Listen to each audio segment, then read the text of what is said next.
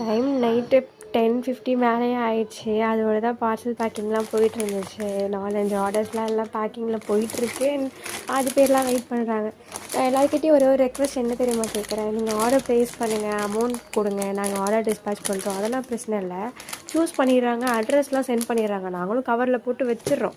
பார்த்து உட்காந்து நீங்கள் சூஸ் பண்ணுறீங்க. பட் நாங்களும் உட்காந்து உங்களுக்காக டைம் ஸ்பெண்ட் பண்ணி கையில் வச்சு அனுப்பி எல்லாமே ரெடி பண்ணி அனுப்புனதுக்கப்புறம் 2 டேஸாக எந்த ரெஸ்பான்ஸுமே இல்லை அப்படின்னா எப்படி எங்களால் டிஸ்பேச் பண்ண முடியும்? நீங்களே சொல்லுங்கள். எல்லா கஸ்டமரையும் நான் கண்டிப்பாக குத்தம் சொல்ல மாட்டேன். ஆனால் 1-2 கஸ்டமர் இப்படி தான் இருக்கீங்க. உங்களுக்கும் டைம் வேஸ்ட், எனக்கும் டைம் வேஸ்ட்.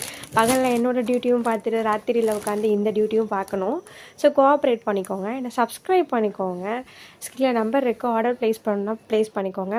வரப்போகிற offers, lucky scoop, live announcement and free gifts and giveaways எல்லாத்துக்குமே என்னை சப்ஸ்கிரைப் பண்ணி வச்சுக்கிட்டிங்கன்னா அடுத்தடுத்த ஆஃபர்ஸை நீங்கள் யூஸ் பண்ணிக்கிட்டே இருக்கலாம். நம்மக்கிட்ட எல்லாமே அஃபோர்டபுளாக இருக்கும். ட்ரை பண்ணி பாருங்கள். இந்த நம்பர் இருக்குது, ஆர்டர் ப்ளேஸ் பண்ணிக்கோங்க, சப்ஸ்கிரைப் பண்ணிக்கோங்க. And then bye.